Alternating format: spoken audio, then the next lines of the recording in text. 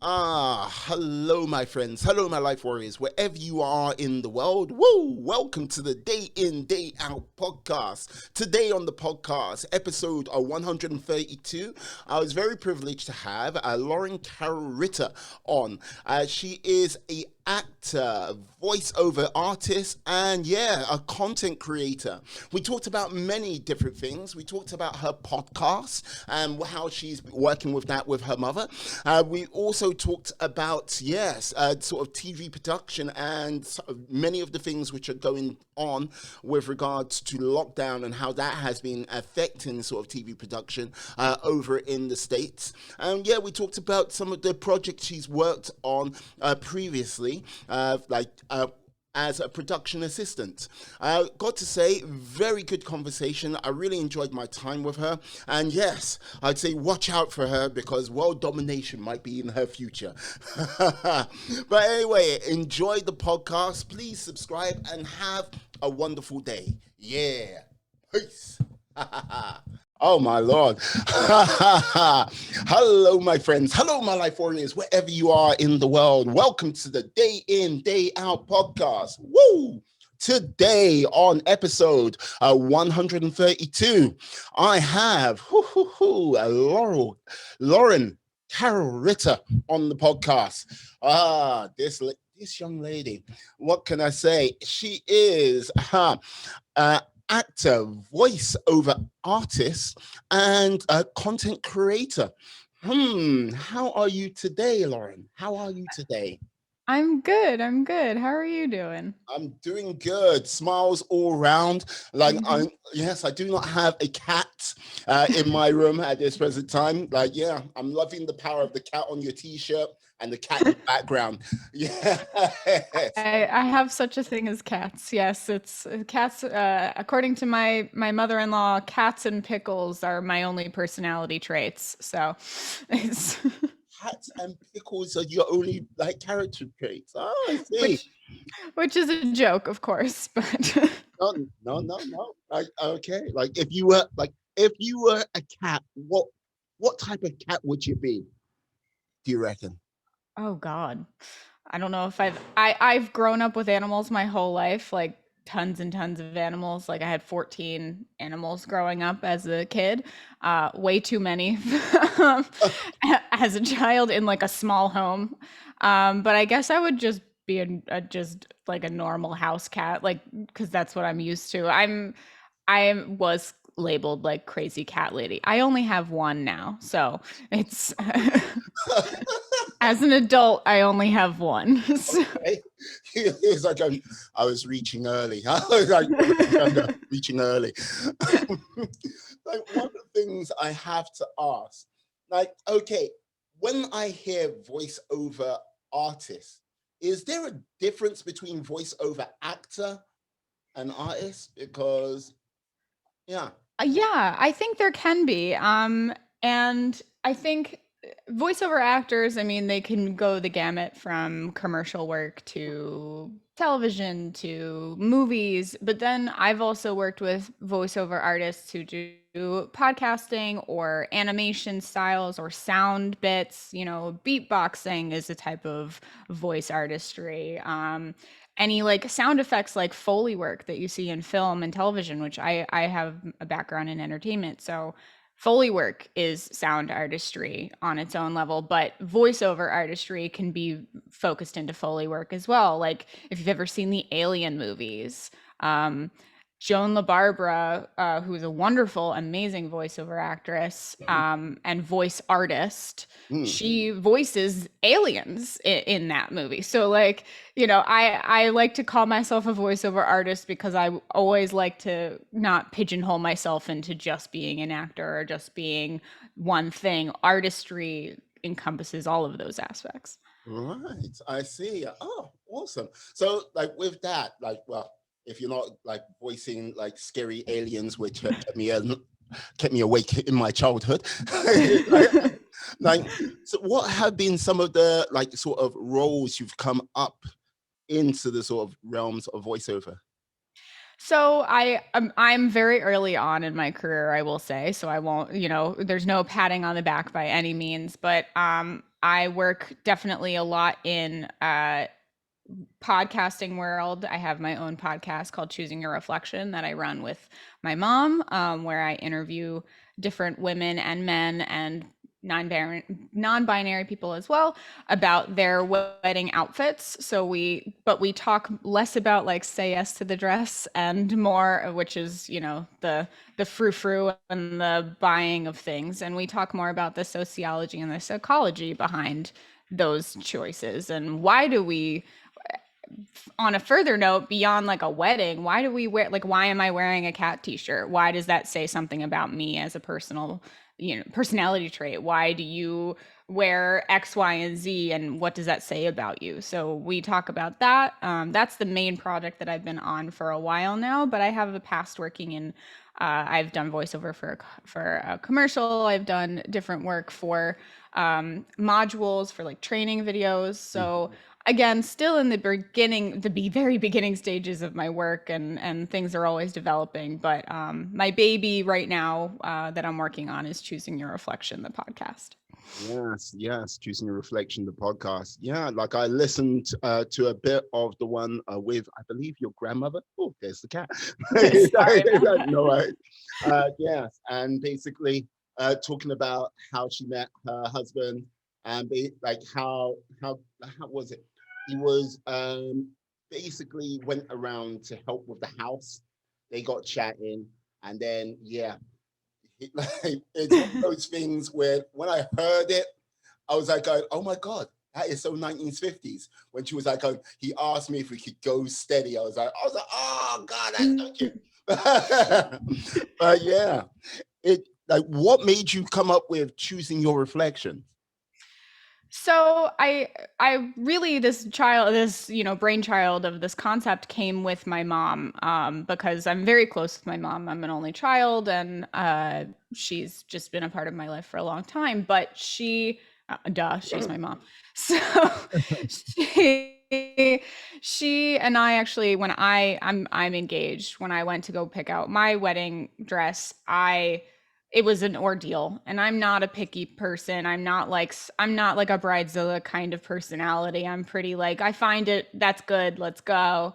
um but it took a long time because our personalities are very different. And I think a lot of people face that when they're going through, whether it's a wedding or like a big life-changing event. They go through these emotional turmoils because the people around them, what they want sometimes affects them, and what like you personally want for that period of your time, of your life, that's so important. So when we went and picked out dresses, we did not get along. She wouldn't share with me what she liked, what she didn't like we were just at odds the whole time. And then when we finally did find something, it was like this aha moment, like, oh my God, we finally like connected. Oh my God, how did it take so long to get here? And it created this idea in her mind, which is her brainchild really, of us interviewing people and on that process, because that process was so tumultuous for us that it must have been someone else must have gone through the turmoil as well. So we wanted to know about it, and we wanted to dig deeper. And there are different studies, specifically like scientific studies, that follow this concept called enclothed cognition, where what you wear really affects who you are and how you perceive yourself. And like there was a study where they gave people a painter's coat, and they had to do a test, and the people who tested with the painter's coat did okay. But then they gave another set of people the same exact coat, same exact white coat, but they called it a doctor's coat. And they put that coat on and they took the same test, and they did exponentially better on the test, not because of, you know, they were smarter, but because they felt smarter wearing a doctor's coat. They felt like they were enclosed in this new persona, and they did better on the test. So that tells so much about what you wear in the morning or at night or for these big events in your life, how mentally you change, how you change your vision of yourself, and how you present to others as well. Um, like like I, what, I can take so many things from what you've just said, because like in my head, when you were like, yes, you finally agreed, I could see like both you and your mum running towards each other, like hugging, weeping on the ground. They were like going, yep, I was about to kill you. I was about to kill you too.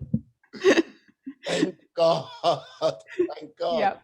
But like this is the thing with when it comes to like not the concept, but the whole event of weddings and everything like this, the whole sort of grand day.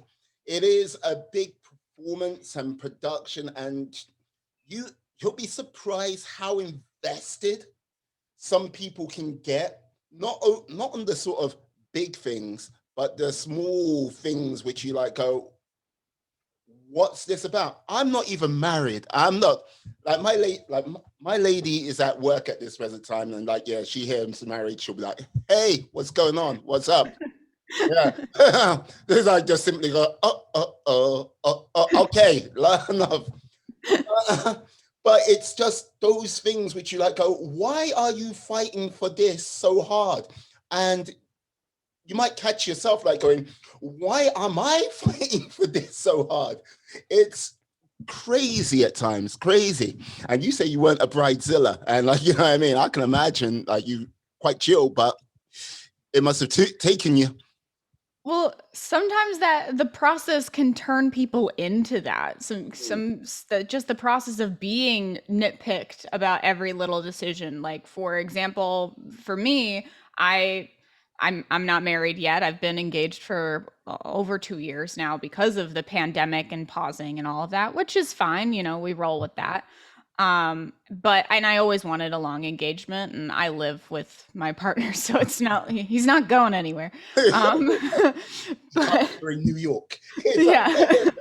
um but like just the little things definitely brought out sort of our more aggressive sides, I guess you could say, because it's and we're not like that. I mean, even when it came to like flowers, I didn't want flowers. I felt like that was a waste of money. They die, why are we going to spend money on something you have for like 10 minutes maybe, and then you can't take them home with you because Mm, there's nowhere to put them. I live, as you just said, in Manhattan, and I have a cat. So if I have flowers, they're just going to get eaten. They're useless to me.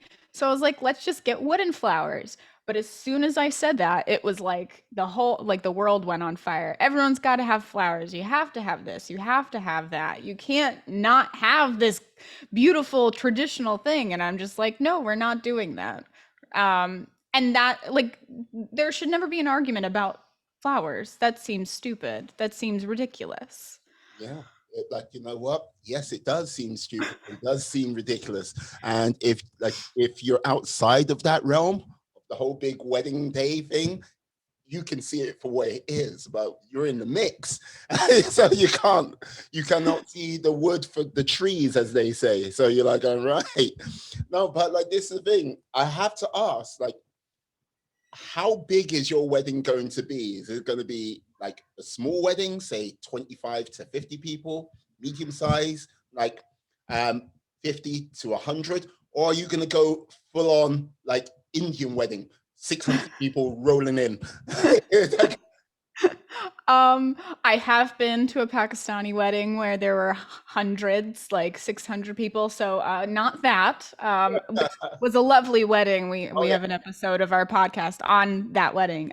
But amazing. Not for me. Too many people. But I we're gonna have around 120. So a little bigger than middle. Yeah. But my fiance has a lot of family, and I think for us it was just important that every family member could be represented. And I don't have a ton. I mean, I have family, but I don't have as many family as him. He's got like 3 siblings, and all like tons of cousins. And for me, it's just me, no siblings, and no cousins, like a couple of cousins who are very important, and then mostly friends. So for me, it's we balance each other out. He's got all the family, I've got all the friends, and we're going from there. But definitely never wanted a giant wedding. I'm not that kind of person. Nor our wedding. I never thought I would be married, to be really honest. I don't think marriage is necessarily the like needed thing to happen in a life. If it happens, whatever, that's great, good for you, and good for me, I guess, because I'm doing it. But it was never on my radar. Any of my friends that have known me for a very long time could tell you, Lauren getting married, huh? Like what a strange concept. Okay. So Yeah. that's yeah. Yeah, no. I hear you. I hear you. So, like, like with regards to what you were saying earlier, with like when you put on your clothes, it's kind of a uniform. It's like it's kind of a performance. But yeah, I think when it comes to sort of the wedding address, the sort of whole big sort of ideal, the whole big performance, like yeah, yes, it's got to be white because it's pure and everyone's innocent, and you're like going, maybe back in the day, but that doesn't seem to run. That might not be necessarily true for everyone who walks down that aisle, but like it's the performance for everyone else. It's like it's how can I put it? The best way I think I've ever heard sort of weddings described as it's your moment, but it's their day. If you get what I mean. Yeah. Yeah, I've not heard that, but I think that's extremely accurate because it is the moment for the couple, whoever's getting married, but it turns into very much something for everyone else. That it's the display, it's the performance, and as someone who works like in theater, it's just a piece of theater. It's just a choreographed event that it happens and it's a one time only performance, or maybe you might have a reprise but the role of groom or bride changes, like Oh, but no. It's a one-time performance. If there is a follow-up, it'll just be renewing the vows many moons down the line. It's like a easy, easy. It's like, you okay? You need a hug? What's going on? It's like, I am a very realistic and pragmatic person. So like, of course, I'm not like of saying everyone gets divorced, but it happens, and that's okay. Like, no, I didn't pick that up on from you at all. No, like yes. If the performance change, I'm like, I can see I can see a fella that's like, huh. It's like, hopefully it won't change for me. I'm not hoping that, but at the same time, my parents are divorced. My fiance's parents are divorced. So many people in my life are divorced. It happens, and they're still happy people. Like they're not, the world doesn't crumble if you divorce, but you don't plan for that in the beginning. So, it's like, it's like this. Like, what are these two charts on the wall? This is Plan A. This is Plan B. And yeah, if you go around the corner, Plan 6.4 dash Michael is there. What the?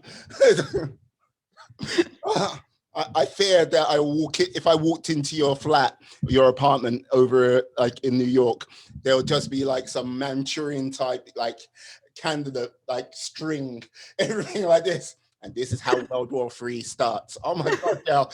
It's like you need to get out. You need to drink or something. No, it's okay. I've always been an over planner. I have a lot of foresight, is what I've been told, and that yeah, it can sound very sad and sort of create a depressing mood where it's like, yeah, I could get divorced, or yeah, this could happen, or all these negative things could happen, but I'd rather be prepared for that kind of stuff than like be bombarded by it. That's kind of my personality. And it's the reason most of my friends never thought I would get married, because I am the person who's like 40 years down the line, I'm going to be doing, Yeah. X things. And I already know those things in advance. So, Okay, okay. You know what? If you plan for a global pandemic in 2020, I'll be like, going, you're in it. There's a conspiracy going on. I know it. As I go, yeah. As I go, yeah. Like not that good. okay. my, my friend, I have to say, my brother from another mother who lives in Poughkeepsie, upstate. Yeah, he he is doing the same thing as he's like going down the route of acting, but he's been doing a lot of voiceover work. So I think he classes himself as a voice actor. And like, yeah, I think he's had at least maybe 2 or 3 gigs. Like what have some of the challenges been for you sort of finding sort of voiceover work at present?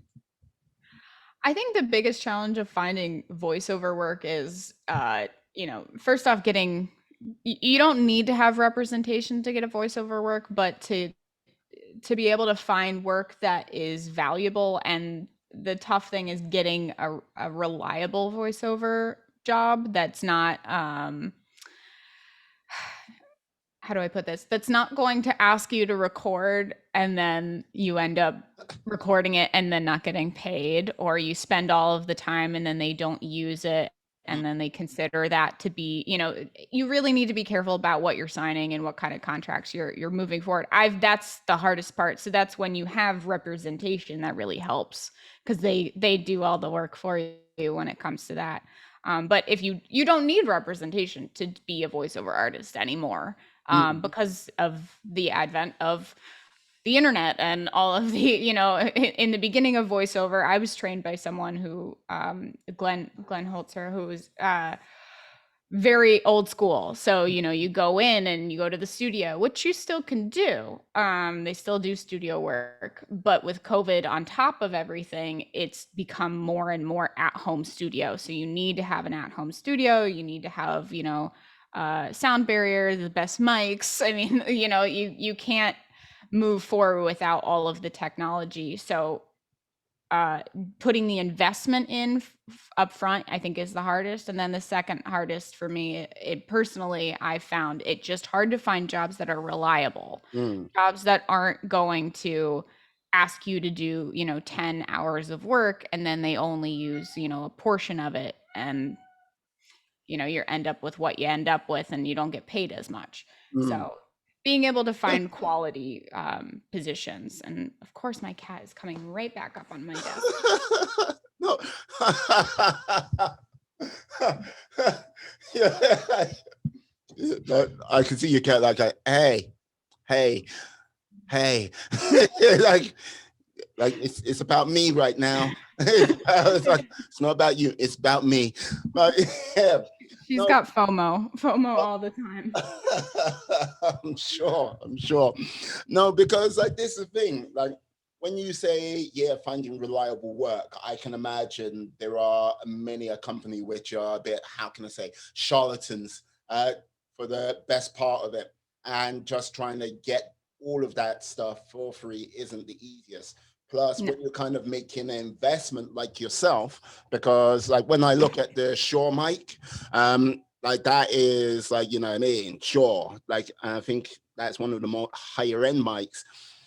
They ain't cheap. Like that's a good $500, $700 just for the mic. And yeah, forget about all the other sort of amps and everything else to sort of lock, like to link up with your computer to record it. So it's not cheap at all. It can be most probably a couple of grand.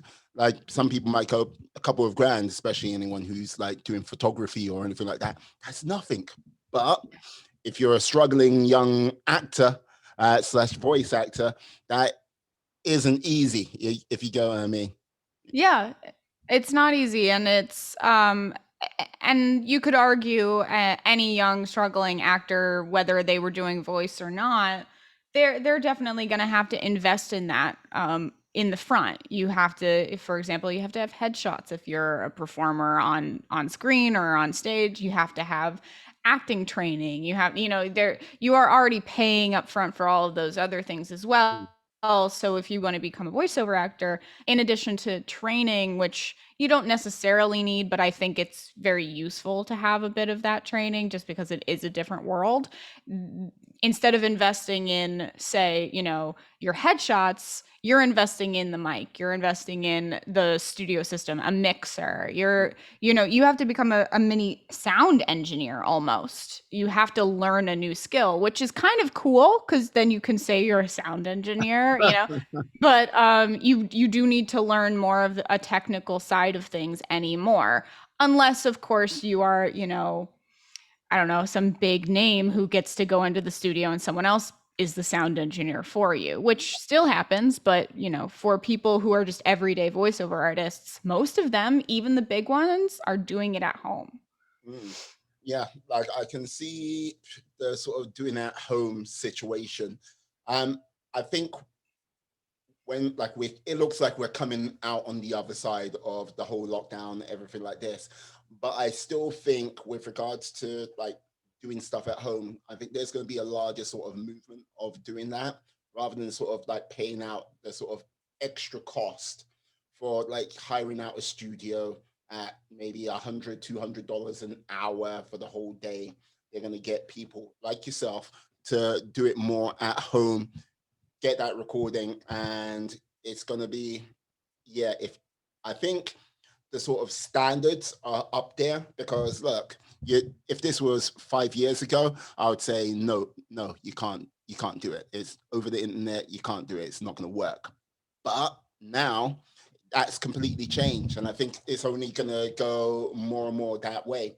But yeah, as you say, if it's a big production, like if you're in like an animated film for Disney, yes, you will be in there.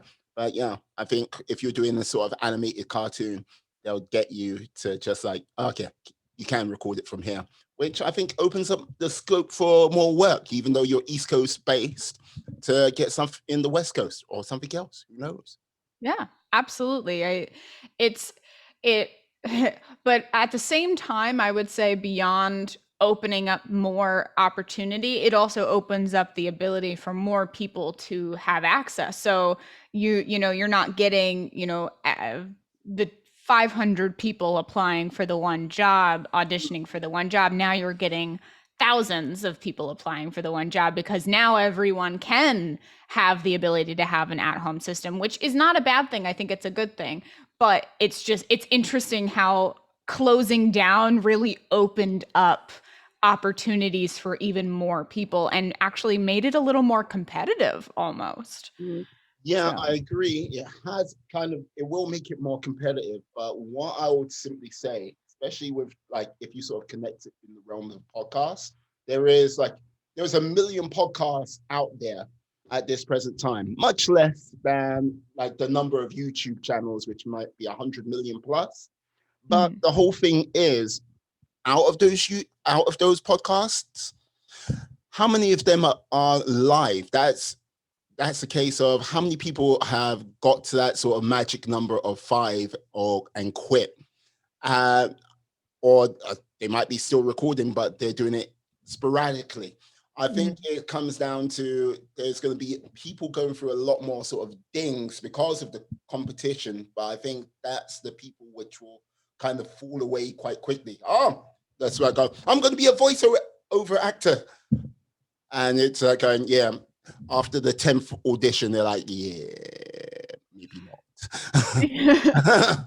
Yeah, the rejection gets to them, and because rejection comes with any sort of performing role, you have to have a thicker skin, which is funny because as a performer in any capacity, you also have to be extremely vulnerable and also have a thick skin. So you have to find this like duplicity or balance between those two things. And yes, you're right. People give up.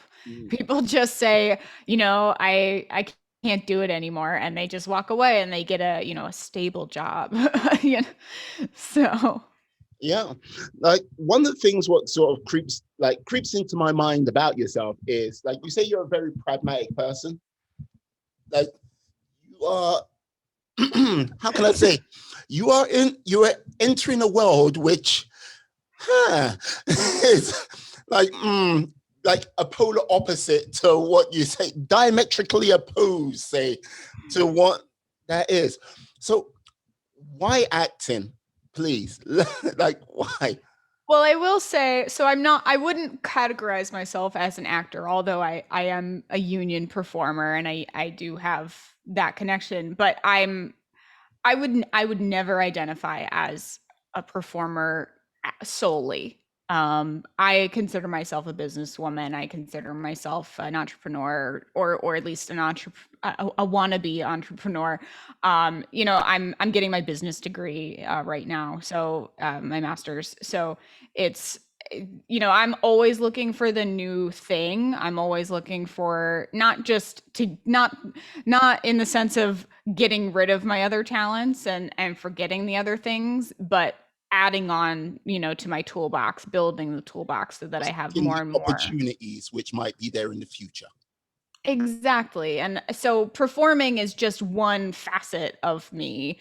Mm, Um, and something I really enjoy, but it's never been like, okay, that is what I am. Because that's what a lot of people do is they say, this is my one thing and I'm going to go for it. And good for them because they really can focus in and hone that skill. But for me, it's like, okay, I'm going to learn as much as I can in this time about this, put it in my toolbox. And then how can I couple that into, say voiceover work? I studied voiceover work. I have that background. I've done some work in it. How can I push that to have a podcast? So now I have a podcast. So what can I do to focus in on that podcast? So I'm going to do that and the podcast won't fall away, but how can I take that concept and push that into a multimedia business? So that's, I'm always looking for the next, stepping stone moving forward, not throwing away the old, but using it to sort of stack into the new. mm. I have a sense that, like, yes, you doing your current podcast, I think it's a case of you're going to do this. I think you're learning from this podcast, and yeah, you'll keep it going. But I think you're going to do another podcast. I'm not too sure what it might be, but I have this sense about you. It's going to be like, yes, I've got this podcast. I've been doing it for the last 10 years, but secretly, this is like, yes, in the distance. Yes, it is ready. It is Yeah. ready. Yeah, I mean, my goal in life, to be really honest, is to eventually have a multimedia company, which a smaller one. We're not talking about crazy Paramount level or WB or anything. I mean, if it happens, that'd be great. But I always have a heart for underrepresented artistry and people who don't have the funds or the money or the time or the energy to develop work, but aka people like everyday people who want to create art but they don't have the time or the funds to do it, but they have like that little project in the back of their minds that they never go back to because they just can't. I want to have a company that sort of like collects those concepts and creates them and allows for the artistry that people put to the side. So that's my long-term goal. So yes, 100%. I've always wanted to do, another sort of radio show or podcast that talked more on the business side of concepts. But the one that I'm doing right now really is so fun and lovely, and I get to meet so many people, and that's why I think I enjoy it, because the networking in and of itself is worthwhile. Yeah, all I've got to simply say, like, just thinking about it, like what you're doing with your current podcast, like I can see you being able to spin that into a documentary or like, yeah, a weekly show where you get people to come on and yeah, like talk about their like stories and like, you know what I mean? Look, I don't like very much a great passion project, like possibly for like, not just for yourself, but the people who partake in it. Uh, Leaving it there. Yeah, I've been toying around. I mean, we're just reaching, in a couple of weeks we'll reach the year mark for us, because we started in June 2020, so a couple of months, excuse me, until we reach our year mark, and we have enough episodes recorded to sort of get to that year mark, and we're hoping to obviously extend past that. But we have been toying with the idea of doing a collection of the stories in a book form, There you go. to share, or to do something like you just said, like a documentary of interviews, like video interviews. So right now, toying around with the ideas, haven't gotten there quite yet. We want to reach that year mark and feel a little more like solidified, because like you just said, most podcasts drop off after a couple of episodes. They go, this is too much work, I can't do it anymore. And you've been doing this for a while, you have so many episodes. I mean, this is 132, you said. That's amazing. I mean, it's hard though to maintain it. Mm. It can be hard, and like the whole thing is, it's a case of like, I think it comes down to how you look at it. Because like if you look at it in a sort of short-term sprint, oh, forget it. No, no, like you look, like if you haven't made a sort of big audience somewhere else, you are not gonna get anything from it. You most really get 5 or 6 people, like your closest friends, like your mom and your dad. That's like, good job. Are you gonna listen to next week's one? Oh God, please no. Please no, no. I think when you take on the whole like concept that it's not a marathon, it's going to be an ultra marathon, and this might be a case of year one, year two, year three. No, something might start kicking off in year 4 or 5, and take it forward from there and go with it that way. I think too many people out there like just sort of like, oh yeah, I want to get the instant gratification. Let it happen right now. And yeah, you see that person over there, it happened to them overnight. It's like, are you sure about that?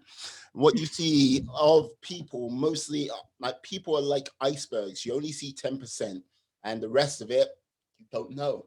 And the work, what might have went into it, the effort, what goes into it, and like, yeah, the sort of day-to-day grind, you're never going to know, like not unless if you're sitting on that person's shoulder, like following them around day in and day out. So yeah, so that's the way I see it. Like, Yeah, I think it's I don't think I realized how much work there was in, and like you just said, you don't know until you're in the thick of it. And I'm very lucky because I co-produce it with my mom, who is amazing. And as I said in the beginning, it's really her baby. So she's the one who's in the thick of like the editing. Because our podcast is very, very edited. We make sure that it has like anything that the guest wants, we take out or we put back in or we'll re-record. So we put a lot of not care, but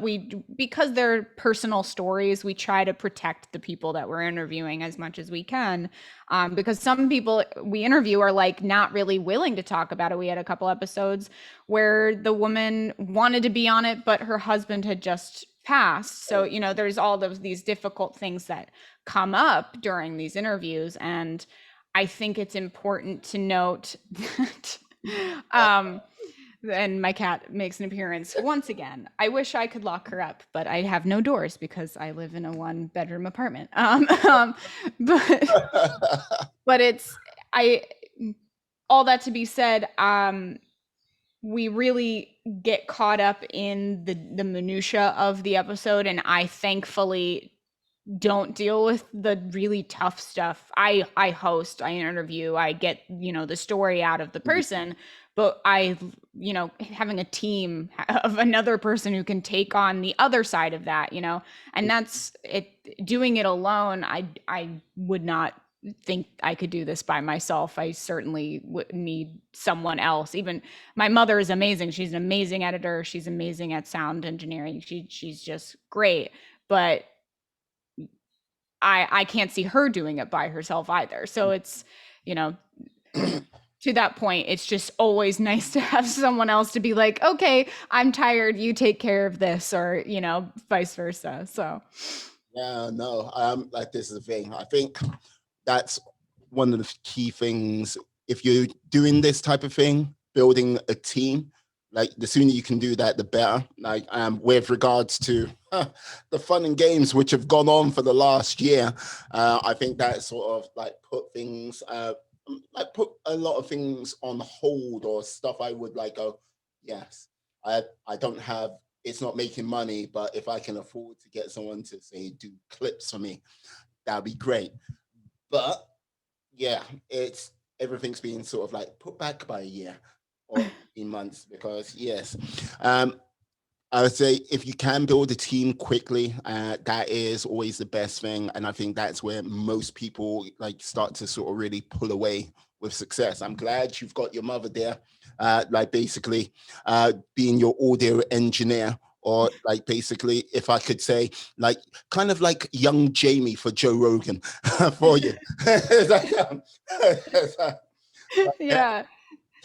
But she's definitely the puppeteer. Like I'm just a puppet for her most of the time. So yes, I do see the comparison there, but more so with her being like pulling the strings. And Ah, ah. although to be fair, she writes a lot of the questions that I ask in advance, but most of the time I completely ignore them and I just ask my own questions. And there it's always like I always want to say like there should be a blooper reel at the end where I talk about like here are all the questions I was told to ask, but I didn't. I did this instead. Because it's always funny because she sits in on the interviews and she's sitting there going like, why is she? This isn't what we talked about. Just looking with the eyes like this, like, mm, mm, mm. It's like, it's like, why are you looking at me like that? Answer the questions I've written down. I spent 2 hours writing these questions down. Ungrateful child. I, I'm sure she feels like I'm an ungrateful child a lot of the time. no, no worries, no worries. I have to ask, like, yeah, Unbreakable Kimmy Schmidt. How did you get onto that?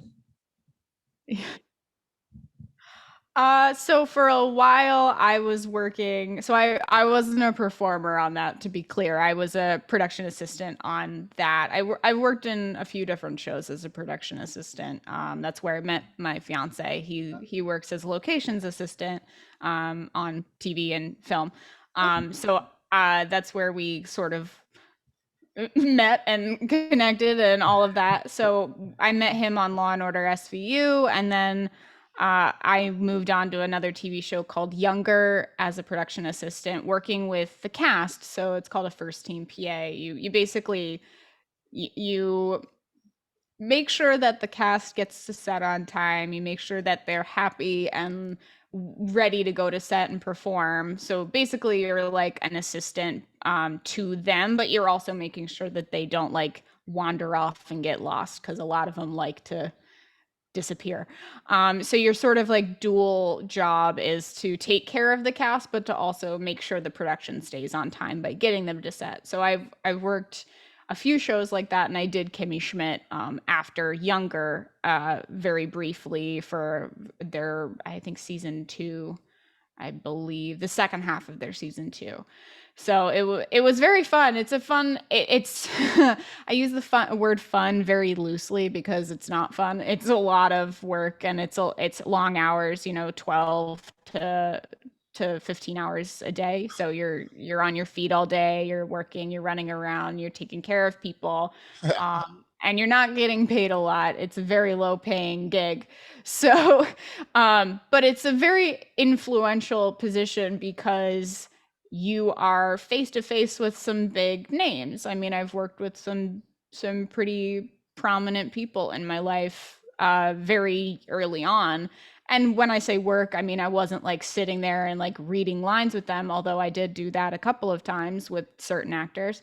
But so you're not working with them in a performing way, but you are getting to know them. You're getting to know who they are, while also making sure they can get their job done appropriately. So you learn a lot about the other side of the camera, the other side of the preparation, which is very useful. And I've been very lucky to have some amazing people that I've actors that I've worked with. I mean, I don't know how big Law and Order is elsewhere, but Law and Order is huge here. And Mariska Hargitay and her husband Peter Herman are, amazingly lovely people, and they were always very giving when I was working with them. And both me and my fiance worked with both of them on two different shows, and they would send messages to each other through me and my fiance. Like, so you become like, you're not friends with them, but you become close, and you build a working relationship with artists that you don't always get to do. And yeah, it's a balance, because you also, the whole point is to not go around saying like, I'm friends with XYZ, because you aren't. You're working for them, you're working. Yeah. But at the same time, it's an interesting balance of how you can identify yourself in that scenario. So Yeah, no, like this is the thing when you say long days, like, like, let me see, I'm a little bit of a, I wouldn't say a Trekkie, but like I do like my Star Trek. Yeah, I'm a Trekkie. I've got to. It's like, but like when I hear stories about their sort of working day from anything from 12 hours to, on the extreme days, 18-hour days, and like you're like going, what? And like this is the reason why you do not see that many kids on these type of shows, because no, it's like, it's a very long day, a very painful day. And yeah, the sort of challenges just to keep on top of that. Was it Ruby Rose, like when she was Batwoman, she was like, oh yeah, I didn't expect the days to be like that. And you're like going, but you're an actor. Okay, admittedly, you work on film mostly, but surely you must have some actor friends who work in television talking about their day to day. It's like, I don't get that, because it's kind of like, it's yeah. like they're hiding things from you, you know? Yeah, I mean, it's baked in. When you sign those contracts as an actor, you usually sign on for an 8-hour day, Mm. and then but you can expect to go always over that. Oh yeah. But for everyone else, the crew, you're usually signing on for a 12-hour day. That's what it is. That's your every day is 12 hours. You're working anywhere from, you know, 70 to 90 hours for the week, depending on the project. So it's a long week, and you don't sleep. My fiance right now is working 7 days a week on the job that he's working on.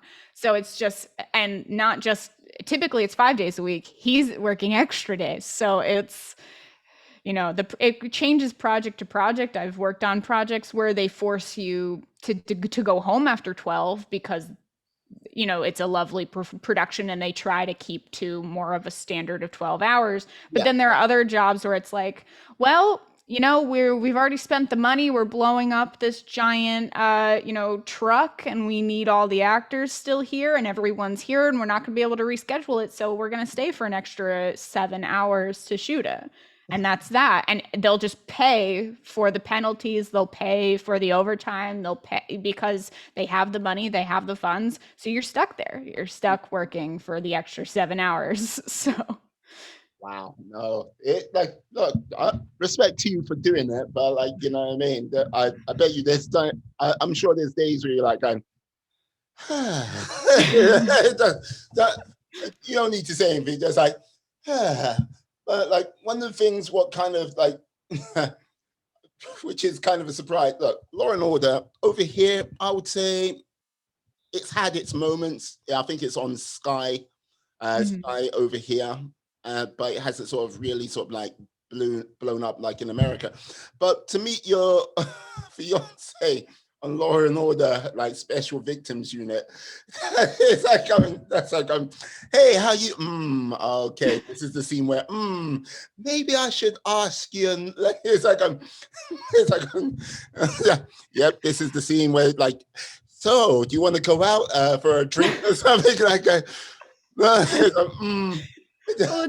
it's funny.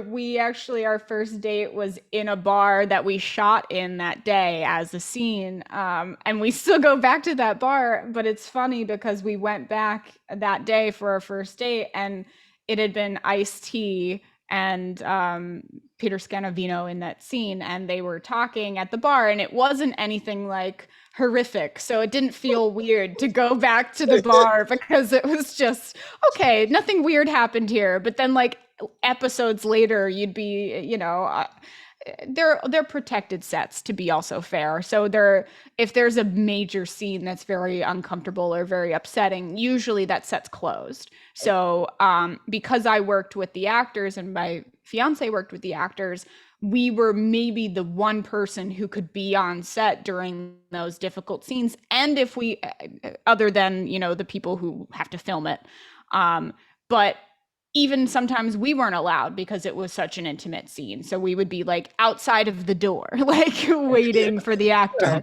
So, but thankfully, most for safety reasons and for comfort reasons, there are people who are on set who are paid to create comfort for those actors, so that they don't feel like they're, being watched by like 50 people while they're pretend being, XYZ negative thing here.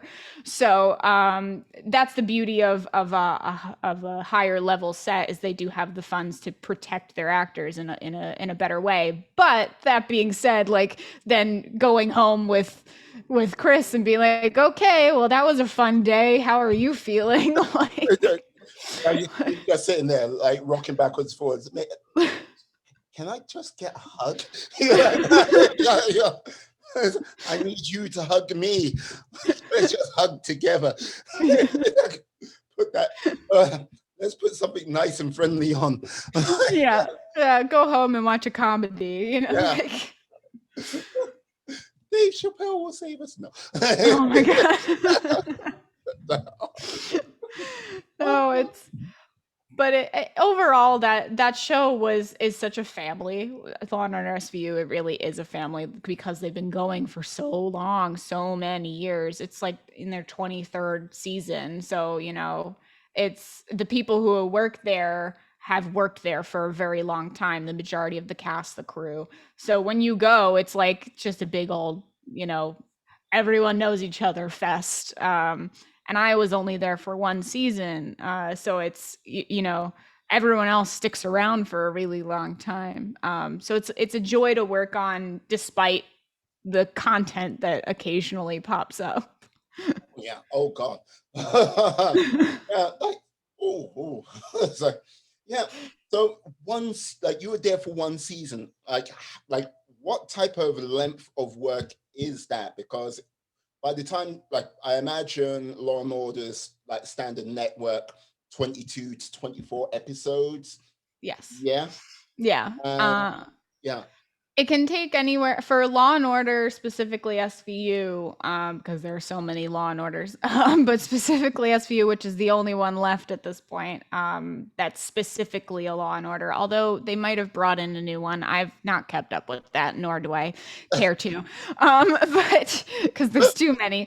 That takes about 10 months. It's a 10-month shoot. So for those episodes, they're shooting from starting around July or mid to early summer to anywhere in May. So you're really only getting, for those actors who are like Mariska Hargitay, who's the number one, she's working those shoots 10 months of the year, and then she gets 2 months off.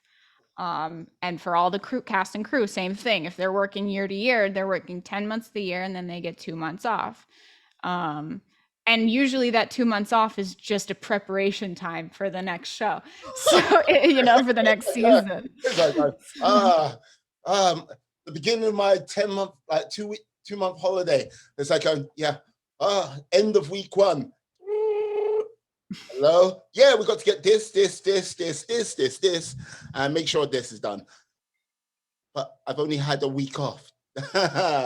Get to work. It's like, oh my Lord. Yeah. But that must have been a very interesting thing, because the reason why I ask is like 2020 hit, and like because you and your fiance are heavily involved in sort of the productions, like working on television and everything like this, what like well, New York as well. Whoa, what was that like? Because like I get this sort of like different stories here and there, but not firsthand, if you get what I mean.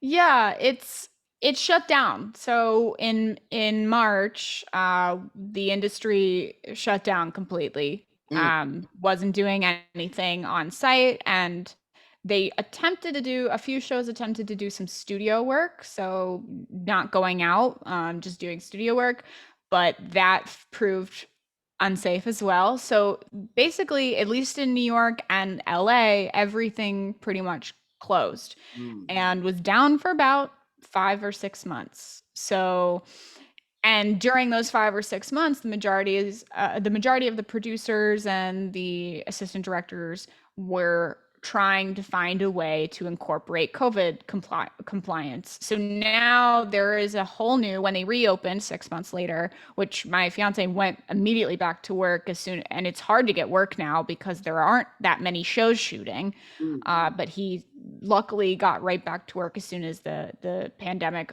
allowed for opening of a show. Is they now have a whole new department. So there are lots of departments within a film crew. There's lights, scripts, cast. There's makeup, hair, wardrobe. You could go on the litany of departments. But now there is a whole new department called COVID compliance, the COVID compliance department. They Mm. have a whole team of people who their whole entire position is to make sure that the COVID safety measures are being complied with. They do testing every day for cast. They do testing for every day for anyone who is on set for a shoot, and they do testing at least twice a day for other cast and crew members, depending on how frequent they're with the production. So they're testing constantly. If you go on set, you're getting a test at least the day before and the day of, and maybe even the day after. They're tracking it.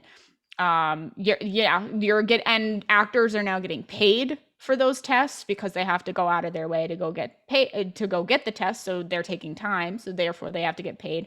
So the budgets have ballooned exponentially for projects because they have to put so much money into spacing out chairs, Yeah. face masks, the actual tests themselves, face shields, taping, monitoring, all of these different things. They even sometimes have these little machines that trace who you came into contact with. You have to wear it the whole day so that if someone comes up as positive, they can take your tracker and say, okay, well, you came into contact with this person, and this person.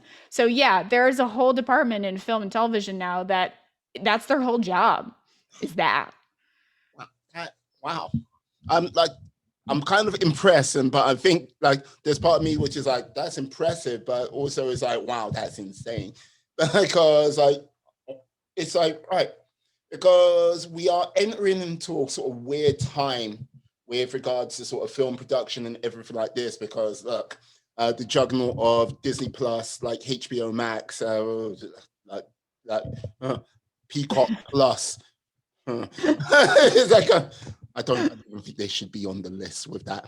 No. Like, it's like, and like Netflix as a whole, sort of like, yeah. So like it's like the demand for content is through the roof, but it's kind of like so sort of like, okay, obvious reasons why, but it's just like everything's literally had the brakes put on it.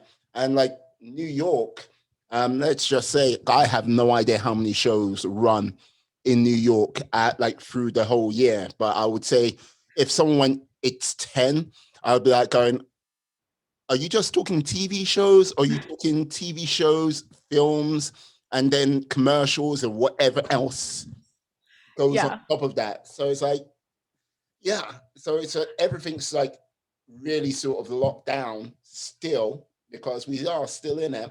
But trying to get that content out is more difficult than ever.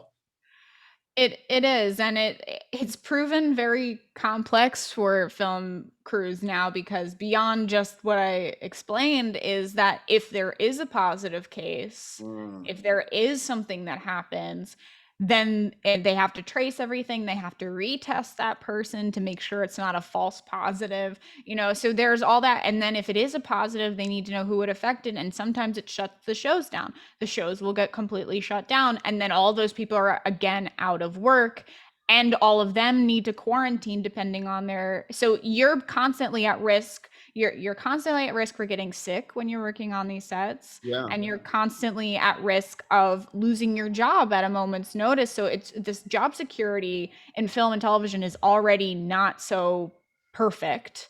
It's not horrible, but it's not great. You Yeah. have to constantly work for your meal, work for your food.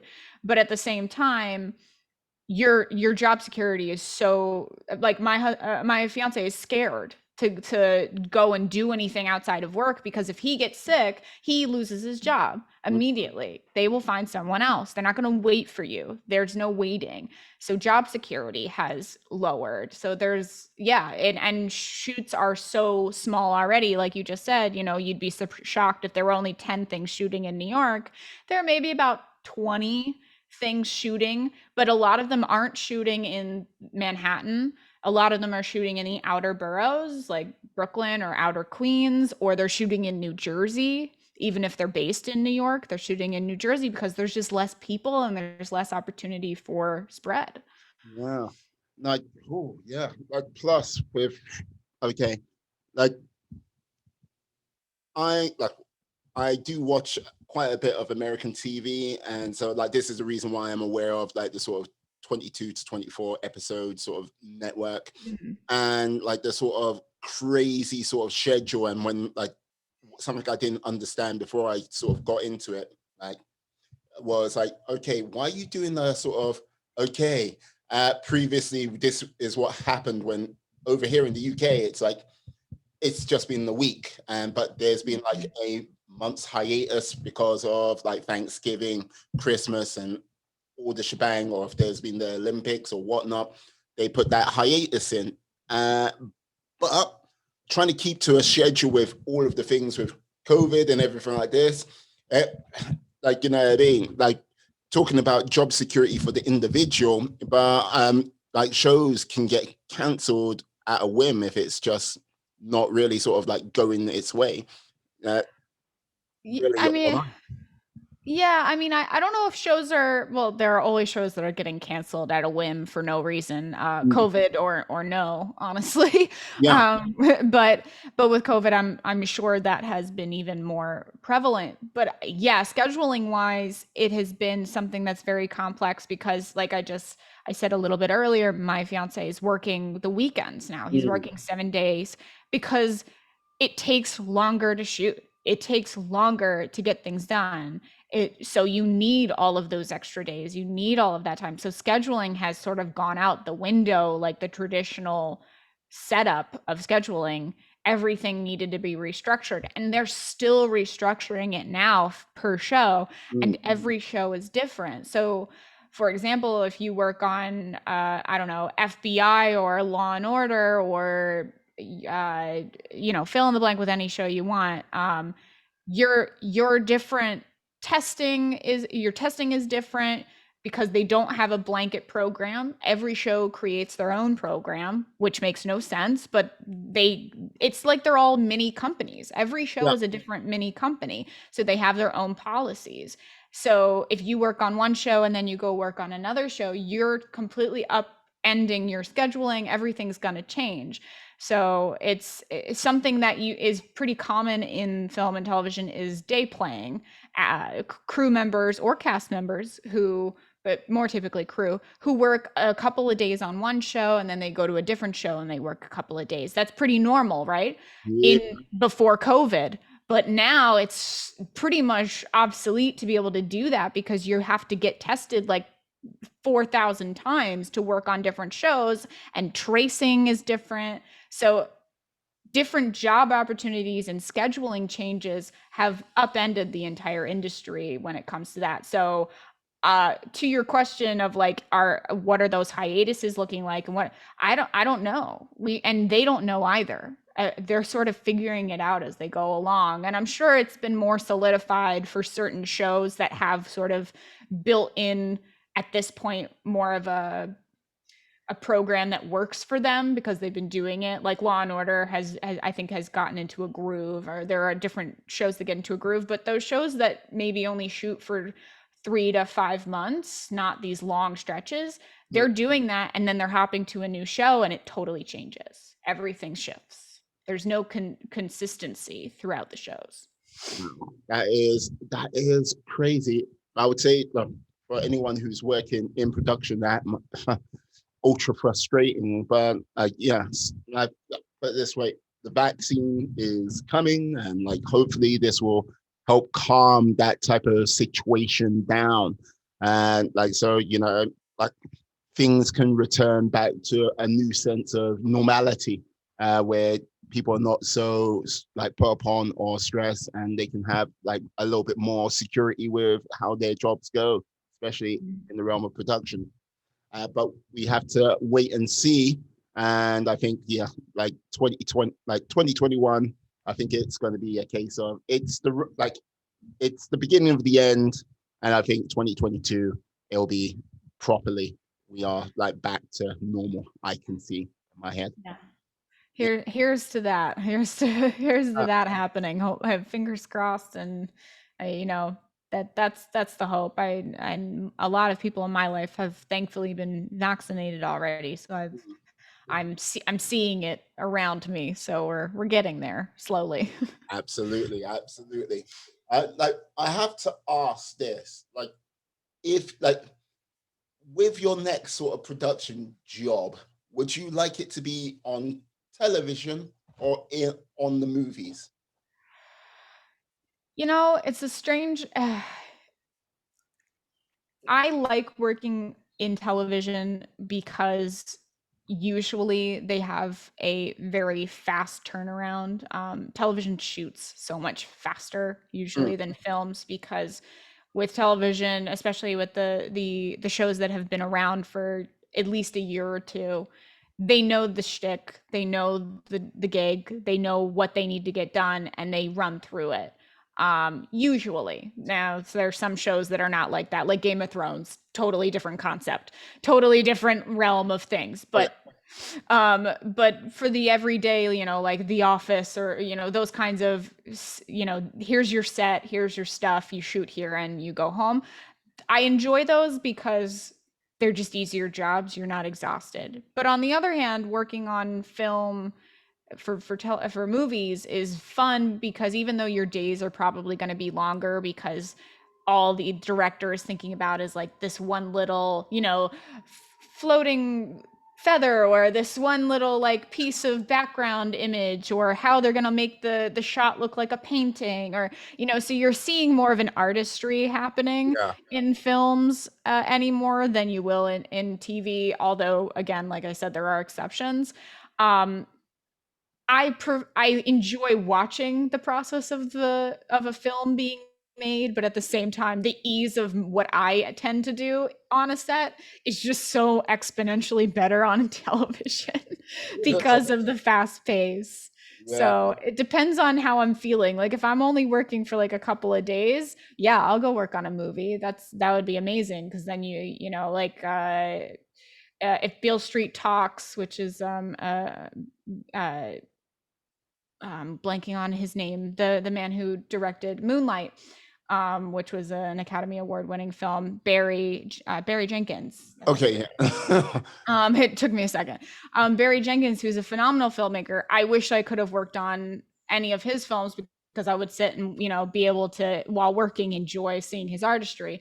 But on the same token, like artistry for years and years becomes just okay, it's just another director wanting to do something beautiful. I get it. Like, could we just shoot the film so I can go home? It's like get on with it.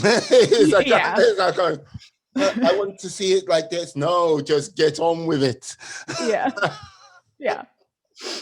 Like I have to like once more. I'm going to say this. Like, yeah, with regards to the next, say, like 3 to 5 years, what would you like to see in like your sort of future plan down next like 3 to 5 years? And like, please, I know you're very pragmatic, and if you've got a 100-page PowerPoint, please don't show it to me now. It's like, No worries. just the cliff notes.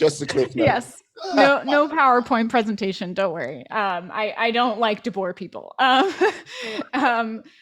yeah, I think 3 to 5 years down the line,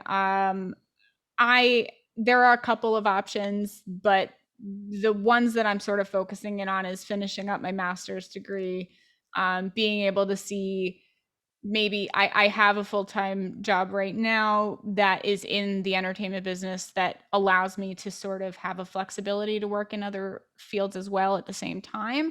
But what I really would like to do is sort of commit to one specific field of work and sort of entrench myself in it for a little bit, because I feel after a while of doing, it's not freelance, but it feels like I'm freelancing. It'd be nice to sort of settle in for a little bit. So 3 to 5 years down the line, I'd like to be entrenched in something specifically in the entertainment business, whether that's another job or something that I've built myself.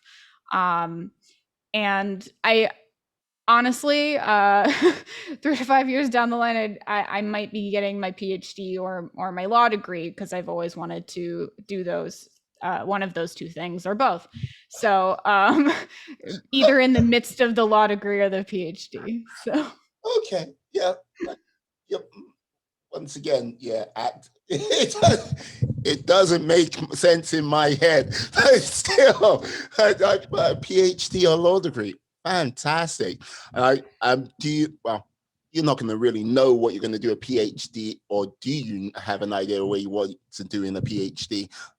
If I were to do a PhD, it would probably be either in business or business focused entertainment. So the business of entertainment, and that's the reason I want to do a PhD or a law degree, is so that one day, as I mentioned a little earlier, that multimedia business that I would like to begin on my own and start, that I have the tools. So like I can hire a lawyer and I can hire a business manager, but at least I know what I'm talking about when I talk to them. I like to not be the dummy in the room. I want to at least have knowledge.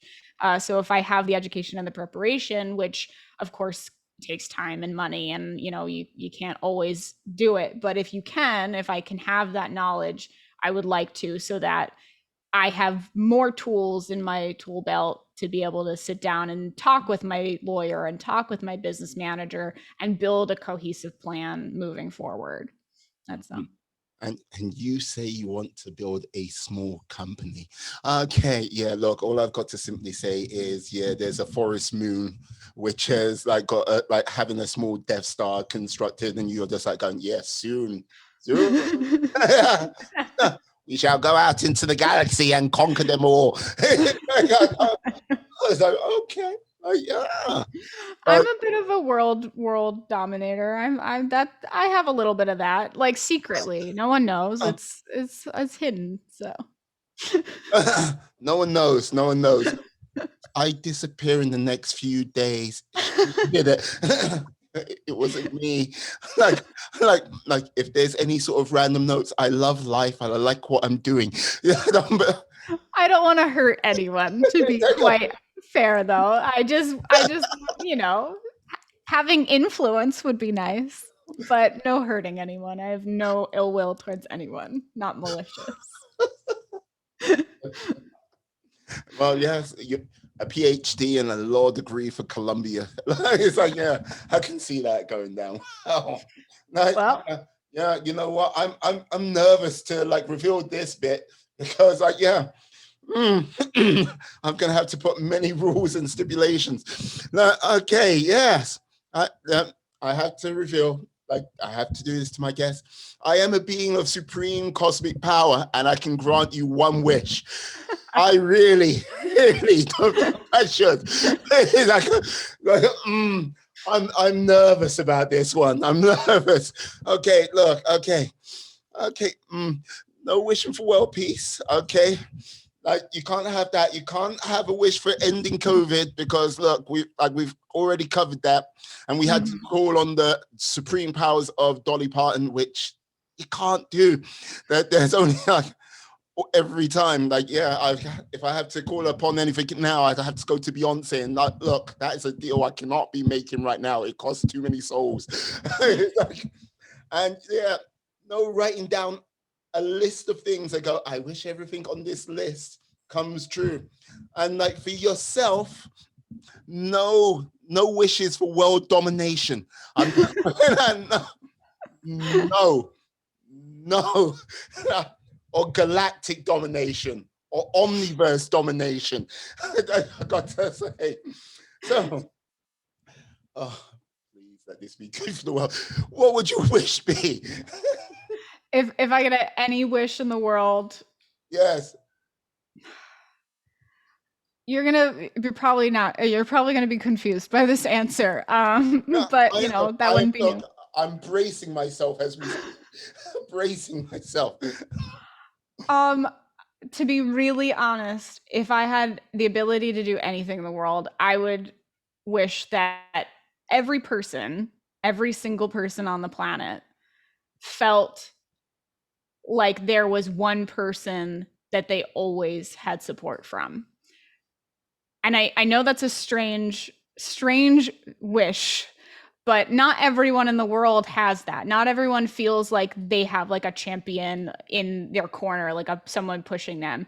And I feel like I've had a lot of that in my life, that like, even when I hate myself, even when I hate how I'm doing, or, am beating up on myself for messing up or doing something that genuinely I do deserve to be mad about with, I've always had someone sitting there in the corner going, but like, you're still a good person. Like you're still, and I would always wish that people who don't have that in their lives have someone there as like a safety net, because I know not everyone does. I have so many people in my life who don't have that or didn't have that for a really long time.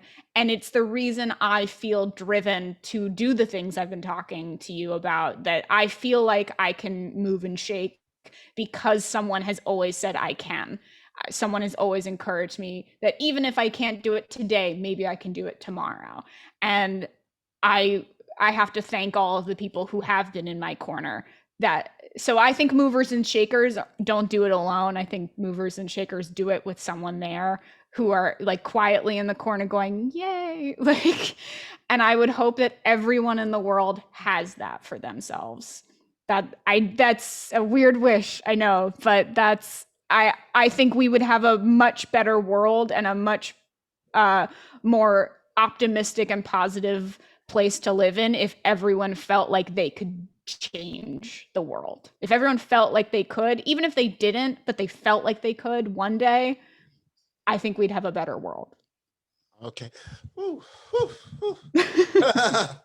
Sigh of relief. I don't want to. Like I was about to say, yeah. Just you like I wish for Tokyo or China. What? I would love to own Fiji if we really want to go there. Don't have Fiji. It's like look, just like what's that over there? It's just my layer. Your what? It's a layer.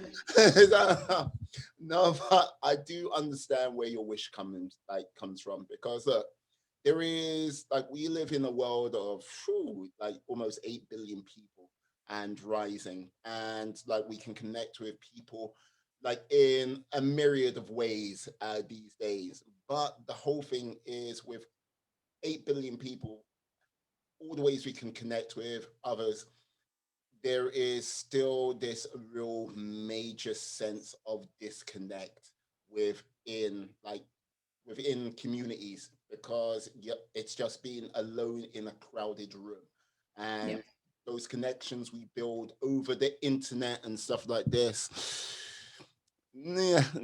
how real are those connections? You know what I mean? You go, oh yeah, I made a connection on LinkedIn, blah, blah, blah. I wonder if Harry's going to come over and help me with my move. I got him a pizza. Harry doesn't show up. But the other things which sometimes seem small but are incredibly big, like sort of tying into what we spoke about earlier with like things in weddings which seem small and trivial, but for whatever reason they are big, they are important, and like, you know what I mean, they make the world of difference to everyone's sort of well-being. It's tough out there, and I think if you've been fortunate over 2020 to present time to have someone with you, like through the realms of lockdown, it's been easier. Not like it hasn't been the best, but it's been easier. And I think people who have been alone and like being isolated, no, uh, been painful to say the least. Yeah. Well, Yeah. yeah, well, yeah, yeah. Yeah, I don't think I would have been able to get through the pandemic if I didn't have people around me and people who are safely around me. So I 100%, and I know people who were alone through all of this and who lost people, and so it's to be able to have support. A support system is so important, in my opinion, and I have I've seen a lot of people who don't have the support system or don't utilize their support system, Mm, who really, it's so much harder to do something alone. I mean, there's the whole thing with children when they're born, infants, like early on. I This was on actually a different podcast with called, oh god, Time Suck, that I listened to with my fiance, which is a very fun kind of dark humor podcast.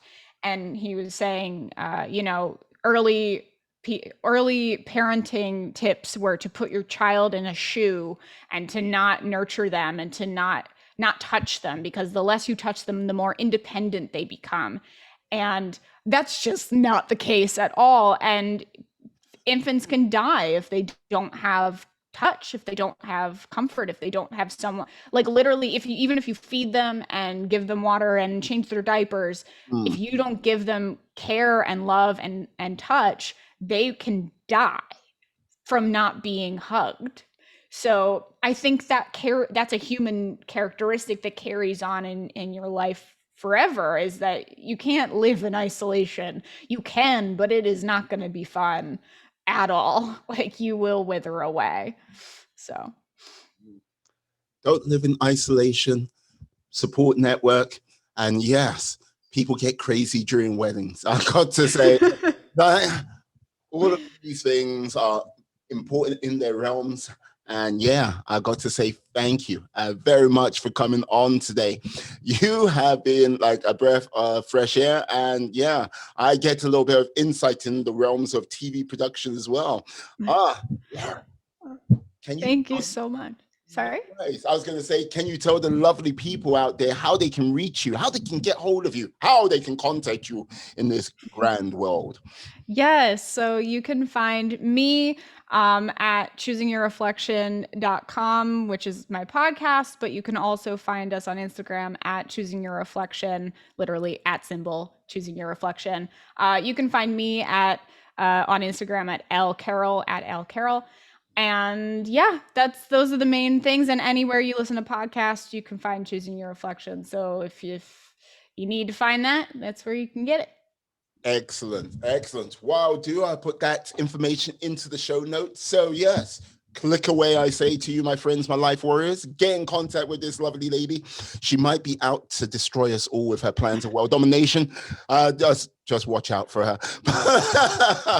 But what I like to say is thank you, my friends, my life warriors, for staying to this point. Listen to the podcast. Please stay safe, stay well, be awesome, be excellent, be fantastic, be all the positive bees you can be in this world, and then some.